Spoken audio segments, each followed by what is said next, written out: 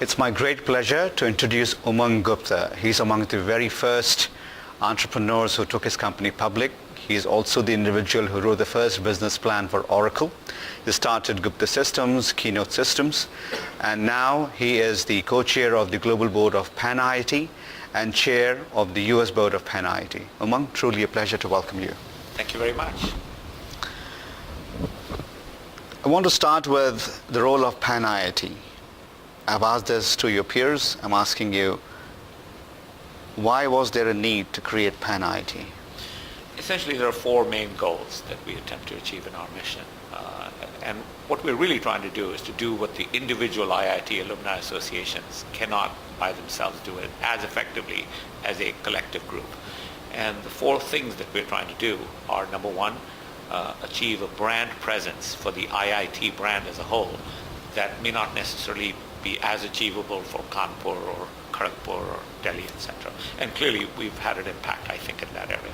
Worldwide brand presence. Number two, provide a networking forum for alumni services that go beyond any individual IIT. Again, groups like LinkedIn, for example. We have one of the largest LinkedIn groups for IIT alumni, or faculty exchange between different alumni. Many other things can be done for global events, local events, etc. that help them.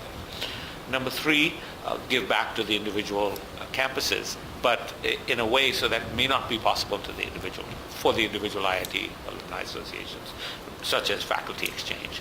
And number four, nation building, giving back either to India or to our local communities, wherever we are. So I think it has had a very good start, and I can see it at this conference. I was also at the 2007 conference in Silicon Valley. What is the next, if there is any, 5-year plan? Yeah. Well, we don't have 5-year plans per se, but we definitely have a system and a structure that has pretty much now got a rhythm to it. We've done one global event each year, either in America or India, and alternating. So we started with 2003 in Santa Clara, then Delhi, and then in Washington, D.C., and then back in India, and so on and so forth. So it's been in Chennai, it's been in Bombay, it's been here in Chicago, of course, is the latest. Next one will be in India, and it is in Delhi, next one. The year after will be in the United States. What we are now still trying to work out is which city in the United States.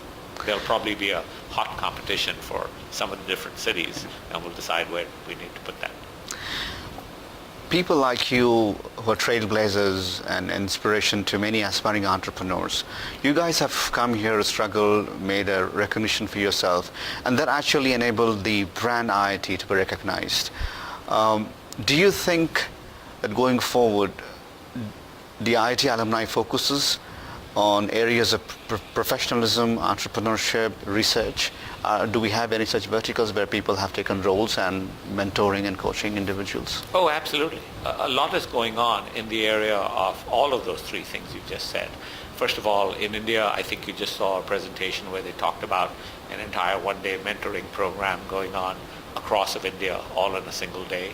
In America, there are a lot of mentoring activities that take place either at Pan IIT events or in an informal basis as a result of people coming up and spending time with maybe more senior individuals who've been here in the country longer and who can help them.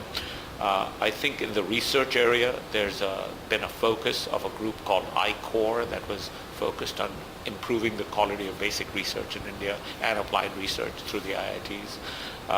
There was an entire conference at this particular meeting in Chicago on academic, so it was an academic forum that was focused on improving the quality of both faculty and academia, etc. in general for the IIT. So yes, there are special affinity groups that are interested.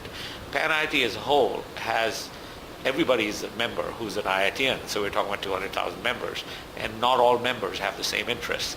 And so our job and our goal is really to provide a platform for people to run with their specific interests and move them forward. I want to get some perspective on your entrepreneurial journey. Most of us know you, but for others who may be very interested, there was a time when the Gupta name and the IIT were synonymous with success. Umang Gupta, Rajat Gupta, Vinita Gupta, and so on and so forth. for those aspiring entrepreneurs, they always try to find out what is it that will make me a successful entrepreneur, because I do the same thing that everybody else does. So I want to ask you if you could give us 3 nuggets. Okay. Well, apart from having the Gupta name, I suppose, but if I might just say, it had nothing to do with the name. Obviously, as we know, Gupta is a very common name in India, so it really didn't matter. But I think when I look back and say what made me an entrepreneur, I didn't grow up in an entrepreneurial household. I grew up in a family that my father was a government official and government servant. We really were not a business family at all. And so what I did when I came to America was realize that there was an opportunity to trail my own blaze my own trails, so to speak. And to blaze your own trails, it is much easier to do it with a business that you start than in a business that exists. It's by definition.